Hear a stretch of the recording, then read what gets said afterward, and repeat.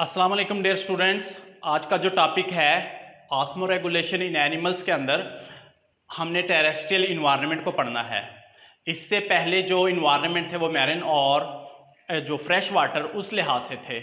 चलो इन दोनों के लिहाज से भी थोड़ा बता दूं। अगर हम उन दोनों को इन्वायरमेंट को और टेरेस्ट्रियल को देखें तो इनमें की पॉइंट क्या है। इन तीनों इन्वायरमेंट में जो मेन की पॉइंट है इन तीनों में वो ये है कि जो मैरिन है वो वहाँ पे सबसे ज़्यादा मसला होता है साल्ट का। उसकी वजह क्या? क्योंकि वहाँ पे साल्ट ज़्यादा है। अब जो दूसरा फ्रेश वाटर है वहाँ पे जो सबसे ज़्यादा प्रॉब्लम वाटर है, और वो कौन सा? फ्रेश वाटर, क्योंकि फ्रेश वाटर बहुत ज़्यादा है। और तीसरा टेरेस्ट्रियल इन्वायरमेंट, यहाँ पे सबसे कम वाटर कम है, तो यही सबसे प्रॉब्लम है, इसको मेंटेन करना पड़ेगा।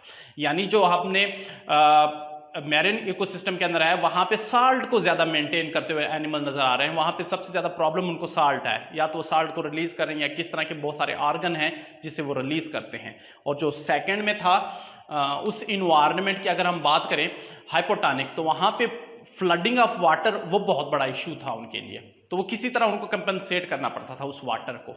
यहाँ पे जो है थोड़ा सा डिफरेंस नहीं हो रही है।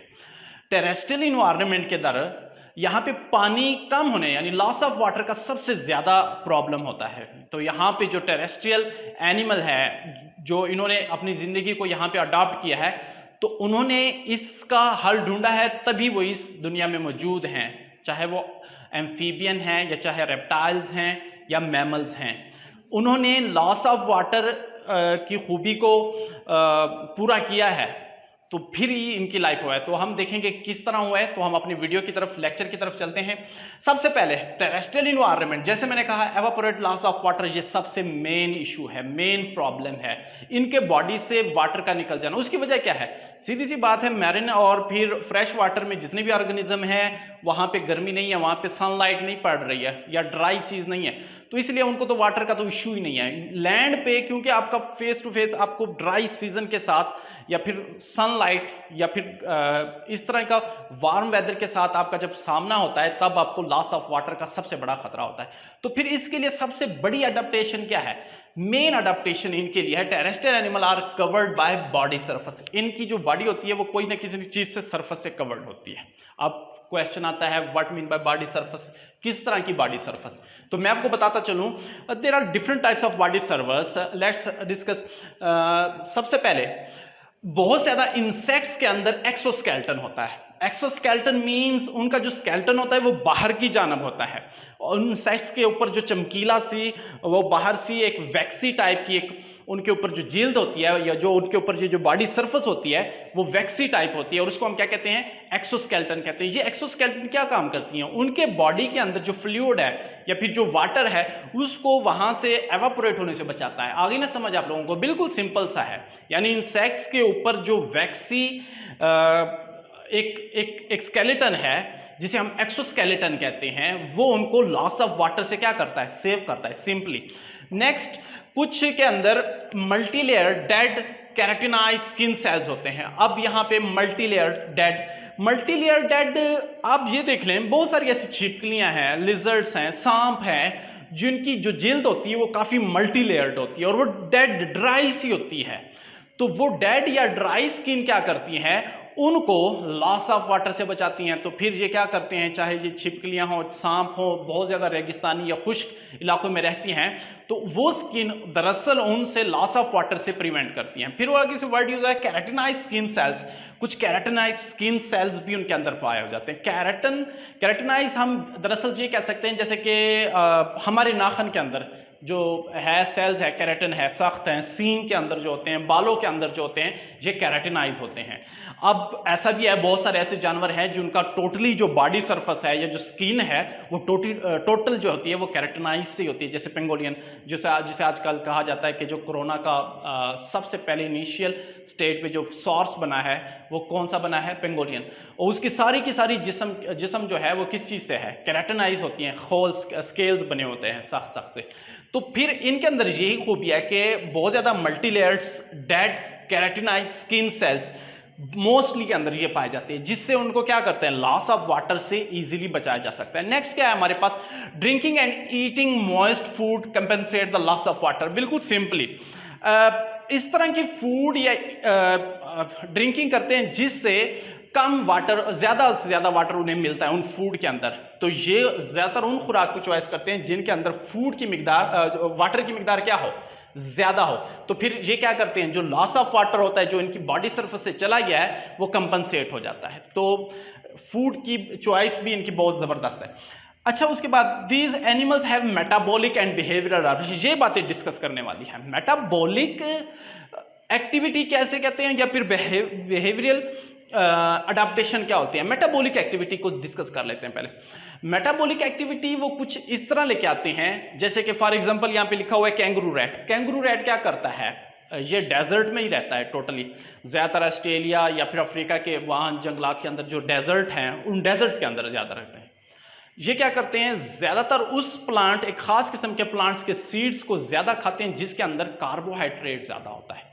तो फिर अब जब जितना ज़्यादा कार्बोहाइड्रेट होगा तो उनके मेटाबॉलिज्म के ज़रिए ज़्यादा मिकदार में वाटर बनता है। तो वो जो ज़्यादा वाटर होता है वो दरअसल उनकी जो लॉस ऑफ वाटर है उसकी कमी को पूरा करते हैं। तो ये मेटाबॉलिक है, यानी मेटाबॉलिज्म, ब्रेक डाउन ऑफ जो फूड है उनसे हम एनर्जी लेते हैं। तो जब एनर्जी के साथ साथ साथ वहाँ पे वाटर की फॉर्मेशन भी होती है। तो वो कुछ इस तरह के सीड्स को चुनते हैं जिनके अंदर कार्बोहाइड्रेट ज़्यादा हो और फिर उनकी कार्बोहाइड्रेट की ज़्यादा ब्रेकडाउन से ज़्यादा मिकदार में वाटर मिलता है। तो ये मेटाबॉलिक कुछ एक्टिविटीज़ हैं। अब उसके साथ साथ कुछ बिहेवियरल अडाप्टेशन भी है। बिहेवियरल अडाप्टेशन बुक में नहीं है लेकिन मैंने लिख दिया है, नक्टर्नल। ये बहुत ही खास खूबी है। देखिए, कुछ जानवर हैं जिन्होंने अपने अंदर ऐसी खूबियां लाई हैं जिसकी वजह से वो उस धरती पे कायम है। लेट्स सपोज अफ्रीका की एक खास किस्म की छिपकली है, वो दिन के वक्त ज्यादा शिकार करती है, रात को नहीं करती। रात को उसको खुद शिकार होने का डर होता है। तो दिन के वक्त सख्त गर्मी होती है, धूप होती है, तो उसको बिहेवियरल एक्टिविटीज या बिहेवियरल एडेप्टेशन ऐसे करनी पड़ती हैं कि उनका लॉस ऑफ वाटर कम होता है, उनको कम गर्मी लगे, कम पानी निकले। तो वो क्या करती हैं, इनके जो 4 लेग्स होती हैं, पहले ये वाली लेग्स और पीछे वाली लेग्स को ऊपर कर लेती है, जमीन पे नहीं लगने देती। फिर जब वो थक जाती तो फिर वो साइडों वाली करती हैं। मीन्स ये जो उनके 4 लेग्स हैं उनको आगे पीछे चेंज करके 2 जमीन पे रखती हैं और 2 को जमीन पे नहीं रखती। ये टोटली जब चलती है यूं ही चलती है। तो इससे उसका लॉस ऑफ वाटर क्या हो जाता है, कम हो जाता है। कम उसे गर्मी लगती है और लॉस ऑफ वाटर भी क्या होता है, कम होता है, टेम्परेचर नहीं बढ़ता इसका। इसके साथ हम और बहुत सारी ऐसी चीजें डिस्कस कर सकते हैं। लेट्स सपोज बिहेवियरल एडेप्टेशन में बहुत सारे सांप हैं, छिपकलियां हैं जिन्होंने अपना खाना पीना जो है वो शेड्यूल चेंज कर लिया। वो रात को निकलना शुरू कर देंगे क्योंकि रात को क्या होता है, रात को गर्मी नहीं पड़ती, लॉस ऑफ वाटर कम होगा। तो वो ज्यादातर रात के वक्त निकलना और रात को शिकार करना। तो इस तरह के अंदर इनके अंदर बिहेवियरल एक्टिविटीज है। या दिन के अंदर करना, जहाँ पे साया ज्यादा हो उन जगहों पे रहना, धूप वाली जगहों पे कम जाना, इनको हम कहते हैं बिहेवियरल अडाप्टेशन। तो उनके अंदर अपने अंदर इस तरह बिहेवियरल अडाप्टेशन है। तो किसी के अंदर मेटाबॉलिक और बिहेवियरल अडाप्टेशन के जरिए उन्होंने क्या किया है, लॉस ऑफ वाटर को बहुत ज्यादा कंपनसेट किया है। एक और टर्म है टेरेस्ट्रियल इन्वायरमेंट के हवाले से हम पढ़ते हैं, anhydrobiosis. What is anhydrobiosis? A dormant state in which an organism completely dehydrated and reduce its metabolic activity mostly in invertebrates। एक ऐसी एक स्टेट होती है जिसमें जो ऑर्गेनिज्म होता है वो टोटली डॉर्मेंट हो जाता है, यानी वो उस अपने स्टेट को ले जाता है जहां पे वो बिल्कुल अपनी मेटाबॉलिक एक्टिविटीज को क्या कर देता है, स्लो कर देता है। जैसे कि बहुत ज्यादा सांप वगैरह हैं सर्दियों के अंदर छुप जाते हैं और वो कई महीनों तक छुपे रहते हैं और अपना मेटाबॉलिज्म को बहुत स्लो कर देते हैं, कम एनर्जी खर्च होती है। और तब तक जब मौसम ठीक नहीं होता या जो ड्राई सीजन खत्म नहीं हो जाता, बारिश हो जाती है, तो लॉस ऑफ वाटर का टेंशन नहीं होती, तब वो अपने आप को ले जाते हैं। तो ये ज्यादातर एनिमल नहीं, प्लांट्स में भी ऐसा होता है। बहुत सारे ऐसे पौधे हैं, बहुत सारे प्लांट्स के ऐसे सीड्स हैं जो अपने आप को डोरमेंट कर लेते हैं, यानी उसके अंदर जो वाटर होता है उसको बचा लेते हैं कहीं वो लॉस ना हो जाए। तो ये बहुत ज्यादातर इनवर्टिब्रेट्स में होता है, जैसे टार्डिग्रेड्स के अंदर होता है। टार्डिग्रेड्स क्या होते हैं, ज्यादातर ये जो वर्म्स, ये सूंडियां वगैरह होती हैं कपास के अंदर बहुत ज्यादा, या पौधों के अंदर होती हैं, उनके अंदर होती हैं, ठीक है। तो ये क्या होते हैं टार्डिग्रेड्स, ये टोटली वाटर से भरी हुई होती हैं। तो जैसे ड्राई सीजन आता है बहुत ज्यादा, तो इनसे वाटर एवापोरेट कर गया तो फिर इनकी डेथ हो जाती है। तो ये क्या कर लेते हैं, अपने आप को एनहाइड्रोबियोसिस में ले जाती हैं, एक ऐसी स्टेट में ले जाती हैं, छुप जाती हैं और डोरमेंट हो जाती हैं जहां पे उनका मेटाबॉलिक रेट क्या हो जाता है, स्लो हो जाता है। इस टेरेस्ट्रियल इन्वायरमेंट के लिहाज से बहुत ही सिंपल है, बहुत आसानी से मैंने आप लोगों को समझाया। अगर आप लोगों के माइंड में कोई क्वेश्चन है या कोई ऐसा क्वेश्चन आप लोगों के माइंड में अराइज हो रहा है तो आप लाजमी करिएगा।